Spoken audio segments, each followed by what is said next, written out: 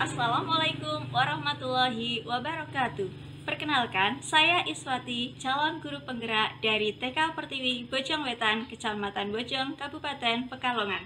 Pada kesempatan kali ini, saya akan memaparkan tentang filosofi pendidikan menurut Ki Hajar Dewantara.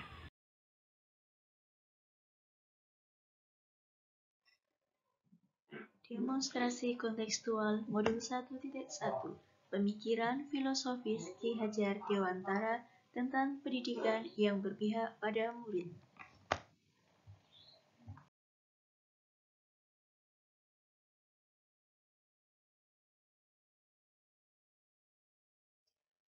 Siapakah Ki Hajar Dewantara?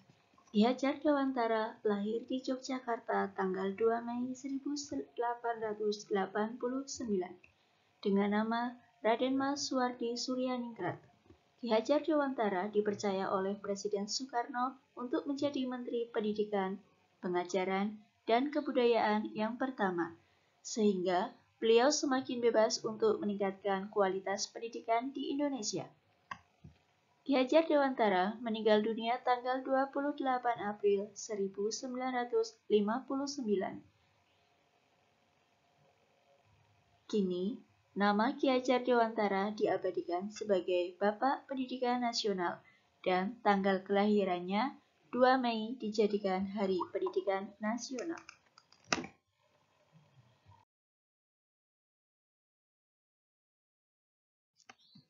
Pengajaran dan pendidikan tidak dapat dipisahkan. Menurut Ki Hajar Dewantara, pengajaran adalah proses pendidikan dalam memberi ilmu untuk kecakapan hidup anak secara lahir dan batin.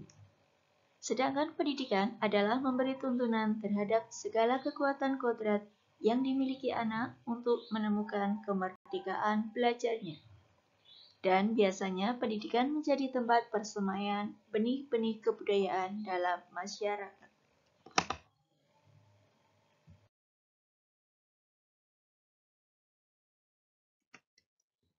Semboyan Ki Hajar Dewantara. Setiap orang menjadi guru, dan setiap rumah menjadi sekolah. Ki Hajar Dewantara memiliki semboyan Ingarso Sung Tulodo, Ing Madyo Mangunkarso Tut Uri Handayani, yang artinya, sebagai seorang guru ketika di depan harus dapat memberikan teladan untuk semua orang di sekitarnya. Sebagai seorang guru ketika di tengah kesibukannya harus selalu membangun semangat. Dan sebagai seorang guru ketika di belakang harus memberikan dorongan pada siswa.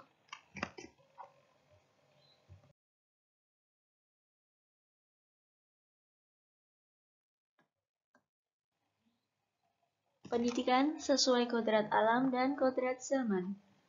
Menurut Ki Hajar Dewantara, dasar pendidikan anak sangat berhubungan dengan kodrat alam dan kodrat zaman.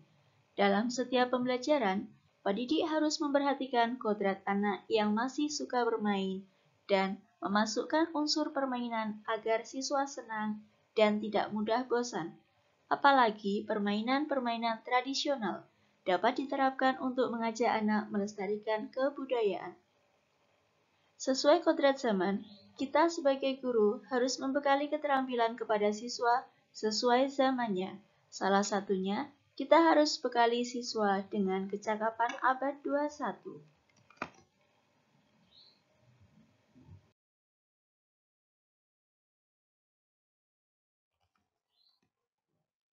Pendidik diibaratkan seorang petani atau tukang kebun.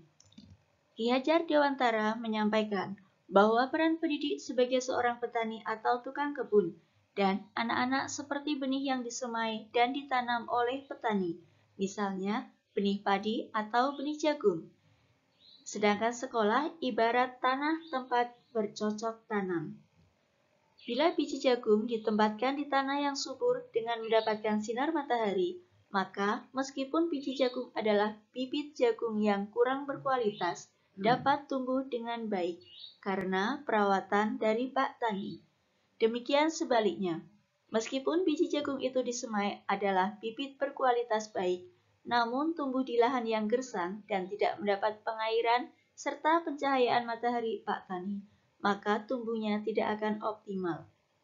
Oleh sebab itu, sebagai seorang guru harus bisa melayani segala bentuk kebutuhan belajar siswa yang berbeda-beda atau berorientasi pada anak, dan memberikan kebebasan kepada anak untuk mengembangkan minat atau bakatnya, atau merdeka belajar. Tapi kebebasan itu perlu tuntunan dan arahan dari guru supaya anak tidak kehilangan arah.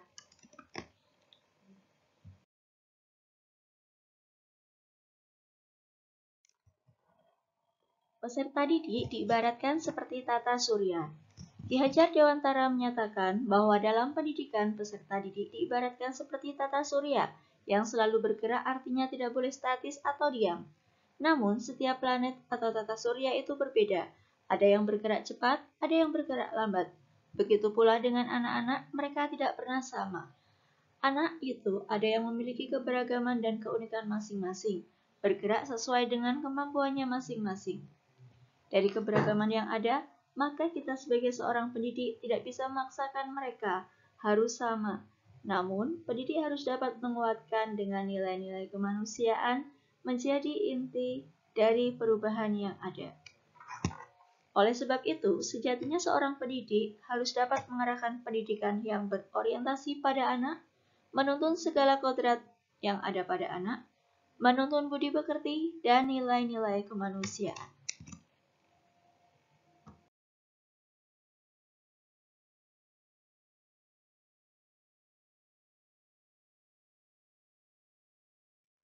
Demikian yang dapat saya sampaikan, begitulah pemaparan tentang refleksi filosofis pendidikan Ki Hajar Dewantara. Terima kasih. Wassalamualaikum warahmatullahi wabarakatuh.